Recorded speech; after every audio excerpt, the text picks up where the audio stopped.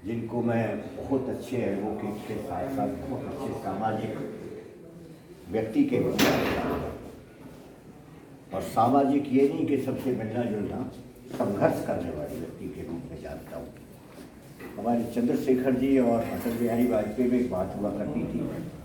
अटल बिहारी वाजपेयी कहते चंद्रशेखर जी मेरे नेता हैं, और चंद्रशेखर जी कहते थे कि अटल बिहारी वाजपेयी मेरे गुरु। मेरे से ऊपर में शायद छोटे होंगे, लेकिन वर्मा जी को मैं अपना गुरु मानता हूँ।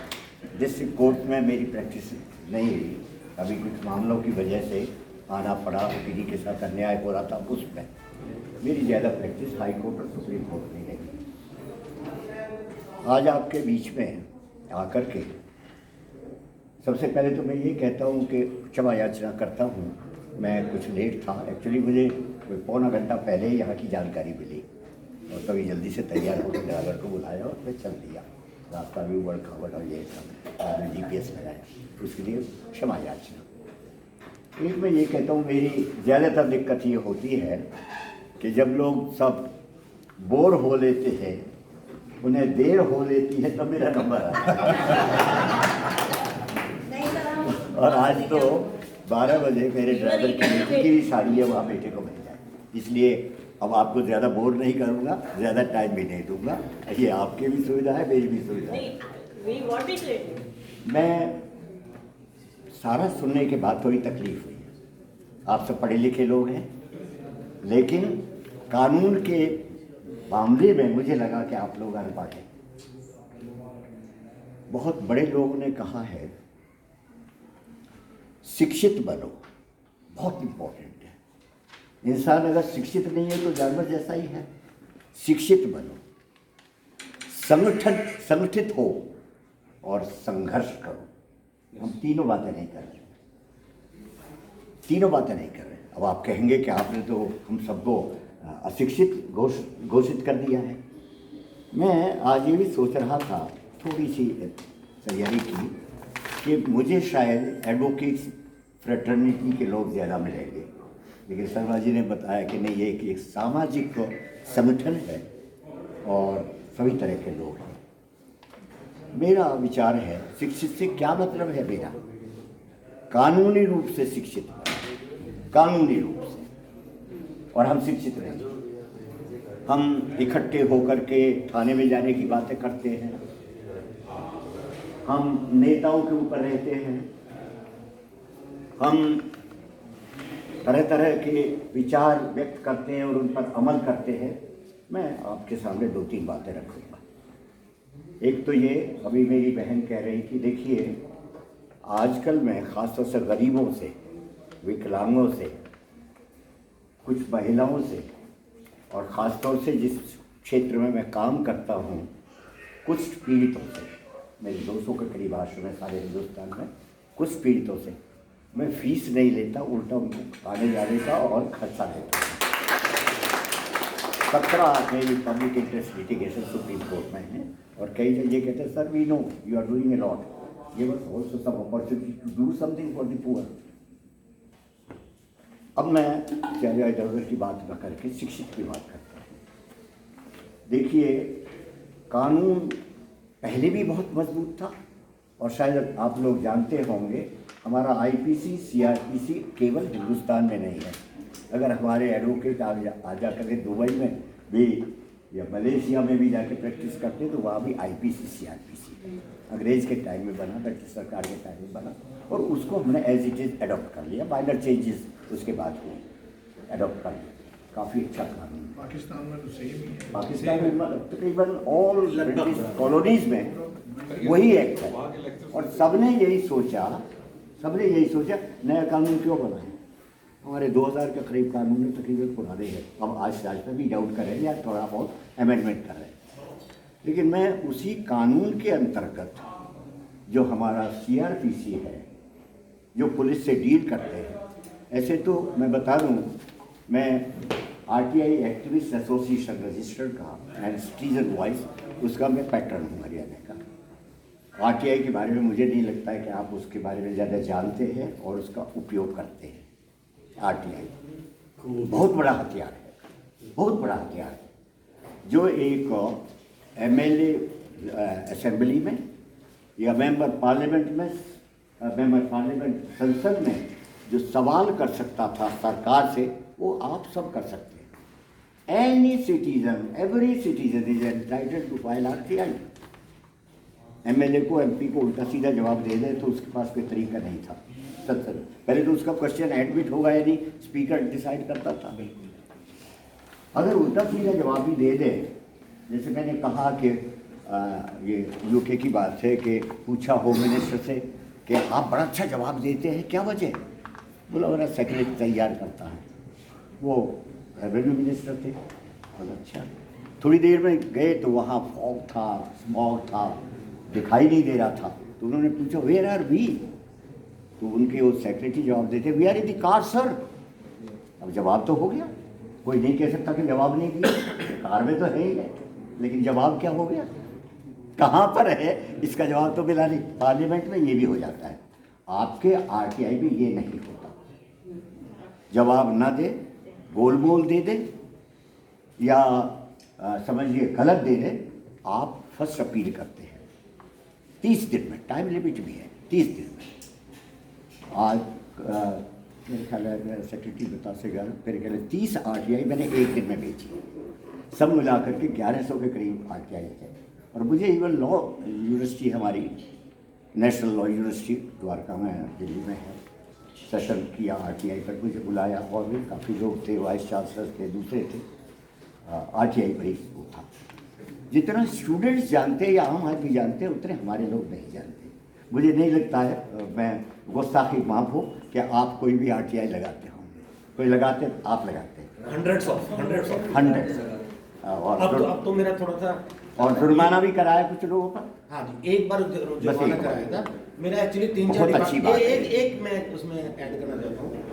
देयर वाज अ डे कि 30 डेज में वो बस सुझाव दूंगा कि एक बड़ा डिस्कशन करने से पहले या और लोगों को बुलाने से पहले आपस में डिस्कस कर और जॉट डाउन कर ले क्या क्या हमारे इश्यूज़ हैं, क्या क्या सवाल होंगे, कौन हमारे प्रवक्ता होंगे, वरना तो ये एक अनकंट्रोल्ड अनडिसिप्लिन तरह हो जाता है। एनीवे, मैं ये कहता हूँ RTI डालें, बहुत बड़ा हथियार है, MP और MLA से ज़्यादा बड़ा हथियार है। और मेरी कम से कम 100 के करीब, 90 होंगी, 100 RTI एप्लीकेशन अगेंस्ट पुलिस है। बाकी को तो छोड़िए, हज़ारों जो RTI और डिपार्टमेंट के खिलाफ है, अगेंस्ट पुलिस है। डिपार्टमेंटल एक्शन भी कराया है, उनसे जुर्माना भी लिया है, मैंने उनसे कंपेंसेशन भी लिया है।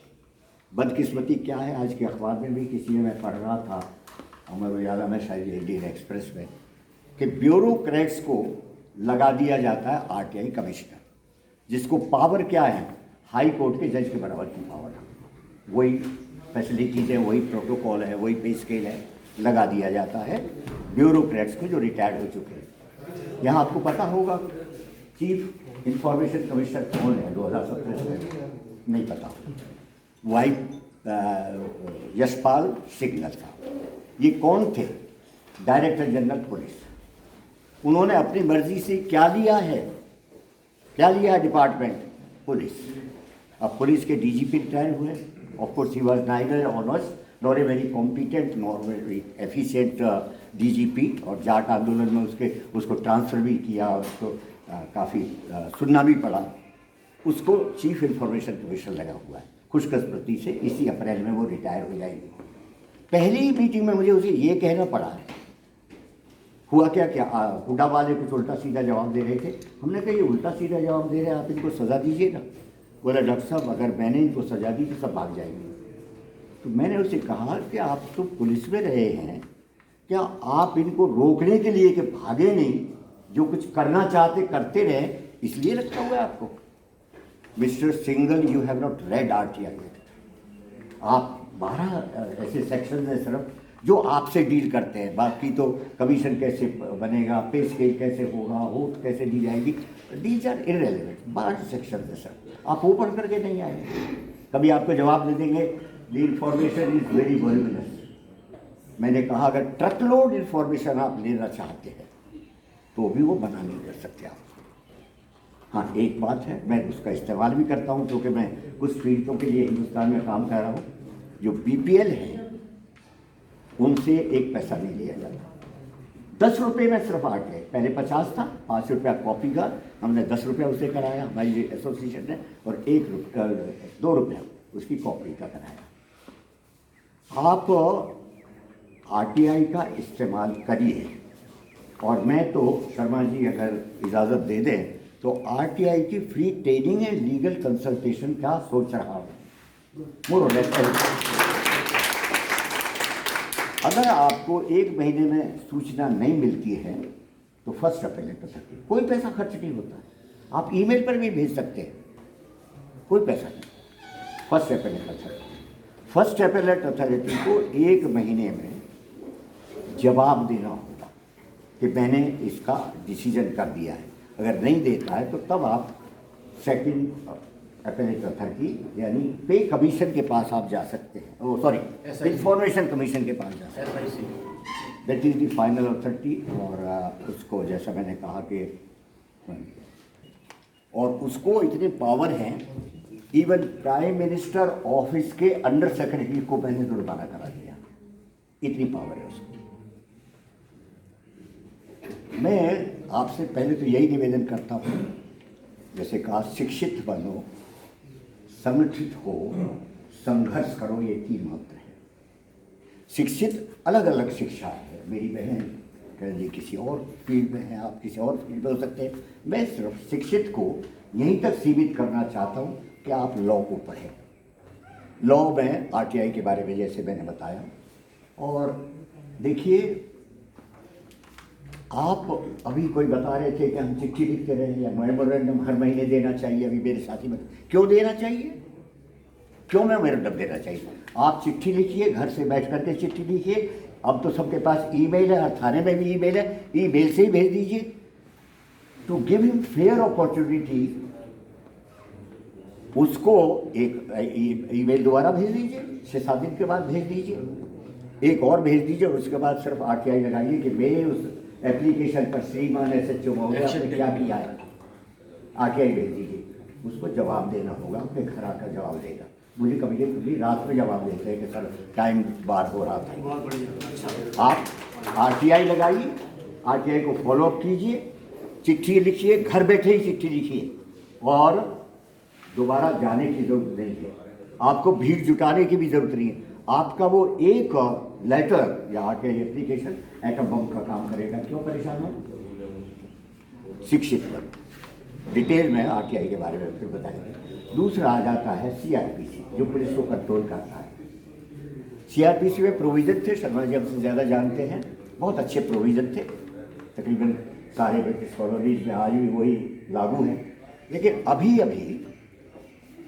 भी नहीं कह सकते। 2011 में एक जजमेंट आया, ललिता कुमारी, ललिता आपको नाम भी याद रहेगा, आसानी से रहेगा, क्योंकि लाल बहादुर शास्त्री जी की पत्नी का नाम ललिता नहीं था। ललिता कुमारी versus state of Uttar Pradesh. और ये डिफरेंट ललिता थी, ललिता ये डिफरेंट थी पिटीशन, ये अलग थी, उनके लाल बहादुर शास्त्री जी की पत्नी नहीं ले गए। ललिता कुमारी versus state of Uttar Pradesh का 2011 में सुप्रीम कोर्ट का डिसीजन है, और वो डिसीजन लागू होता है सारे देश पर, क्योंकि सुप्रीम कोर्ट तो सारे देश में एक ही, और उसने एक्सटेंड कर दिया कि ये supreme versus state of Uttar Pradesh and others, और अदर्स में सारी की सारी यूनियन टेरिटरी और स्टेट आ गए। अब वो क्या कहता है जजमेंट? मैंने कुरैशी जी के कहने पर, रिक्वेस्ट पर, ये जजमेंट का ऑपरेटिव पार्ट आपको गूगल पर भी मिल जाएगा। ऑपरेटिव पार्ट सेक्शन 111, तकरीबन ये 100 पेज का जजमेंट है, लेकिन मैं ऑपरेटिव पार्ट सबको भेजा। 100 पेज की तो सबको भेज नहीं सकता था, सब थाने को।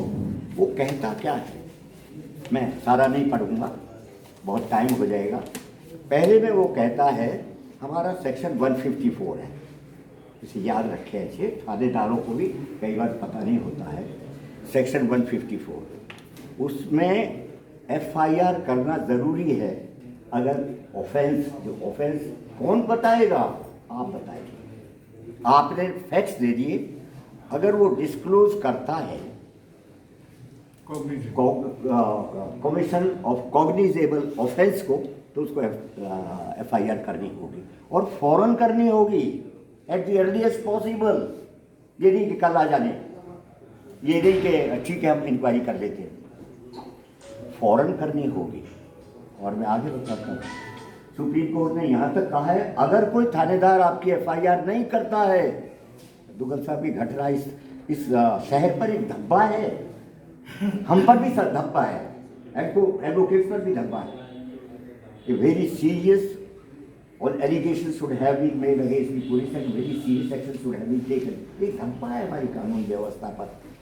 अगर वो नहीं करता है तो सुप्रीम कोर्ट क्या कहता है, उस पुलिस ऑफिसर के खिलाफ FIR होना चाहिए, नो प्रिलिमिनरी इंक्वायरी। अभी कुछ लोग कह रहे थे, आप लोग कह रहे थे, वो कहते दबाव देते, शायद नेता लोग दबाव देते हैं कि फैसला कर दीजिए। सुप्रीम कोर्ट ने कहा आप जज लगे हैं क्या, are you the judicial officer, you have no right to pressurise one party और द अदर, क्या फैसला कर दीजिए। इसके बाद आप, आज तो ये सुविधा हो गई, आप रिकॉर्डिंग कर लीजिए। एक दो को हमने सस्पेंड कराया है, या 3 तहसीलदार में से एक को घर को सस्पेंड कराया, 2 को ट्रांसफर, एक छुट्टी लेकर के भाग गए, सॉरी वॉलंटरी रिटायरमेंट लेके भाग गए। लेकिन मेहनत कर ली। एक चपराना जी तहसीलदार हैं, रात को 12:30 बजे तक उनकी फाइल तैयार कर रहा था। उनके पास तकरीबन 29 करोड़ की प्रॉपर्टी है, नायब तहसीलदार भर्ती हुए थे पटवाई। उसमें इंक्वायरी हुई है बहुत लंबी चौड़ी, CM फ्लाइंग स्क्वाड ने की है, और बाद में क्या कहा है कि ये 29 करोड़ की जो प्रॉपर्टी है उसका तो detail the, most of it सही पाई गई, क्योंकि उन्हीं का कोई साथी था जो उन्हीं के गांव का था, उसकी कंप्लेंट थी। लेकिन इनकी पत्नी इंदू चपराना ग्रेजुएट है, वो बच्चों को भी ट्यूशन पढ़ाती हैं, सब्जी वगैरह भी उगाती हैं, बेचती हैं, दूध भी बेचती हैं, और वो सामाजिक कार्य करती हैं। वो सामाजिक कार्य कैसा है, ये ज़्यादातर प्रॉपर्टी उनकी वजह से है, ये नायब तहसीलदार की वजह से नहीं है। इसलिए रिटायर हो गए अब, इसलिए इनको ये वार्निंग दे दी जाए कि आप भी अगर कोई प्रॉपर्टी बनाते हैं तो अपने सीनियर ऑफिसर से परमिशन ले लीजिए, और परमिशन नहीं तो कम से कम सूचित कर दीजिए। 29 करोड़ की प्रॉपर्टी बना दी, ये बहन भी बैठी हैं, काफ़ी लोग होंगे जो ग्रेजुएट है, फिर तो आप तो 50-50 करोड़ की प्रॉपर्टी बना सकते हैं। ये हालात है। मैं ये सब बातें विस्तार से कहने वाला था, लेकिन नहीं है टाइम, तो आप 1 RTI को पढ़ें, दूसरा टाइम मिले तो आज तो हम लोगों ने तो मोबाइल पर ही डाला हुआ है, इम्पोर्टेंट जजमेंट डाले हुए हैं, या का DCP कहने लगा नहीं, ऐसा टाइम पीरियड तो प्रेस्क्राइब नहीं है कि 1 हफ्ते में, इवन इकोनॉमिक ऑफेंस विंग को 1 हफ्ते में रिपोर्ट देनी पड़ेगी। सारे हरियाणा का मैंने डिटेल मांगी, लेकिन उन्होंने कहा फरीदाबाद का पहले मांग लीजिए। एक भी केस ऐसा नहीं है जो 1 हफ्ते में उन्होंने डिस्पोज ऑफ कर दिया। 3-4 महीने लिए बैठे रहते हैं। मैंने जो उनको कहा डॉक्टर साहब माफ़ करें, काम बहुत ज़्यादा है, मैंने कहा फिर लॉ अमेंड करा लीजिए आप, सुप्रीम कोर्ट ने तो आपको यही कहा है।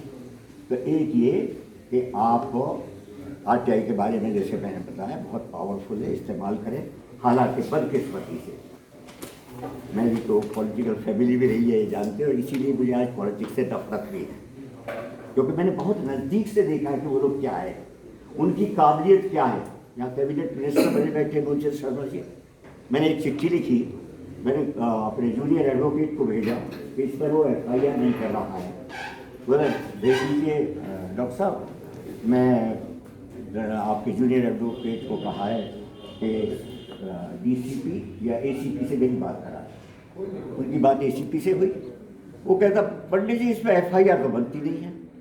श्रीमान जी ने मुझे बता दिया इस पर FIR तो बनती नहीं है।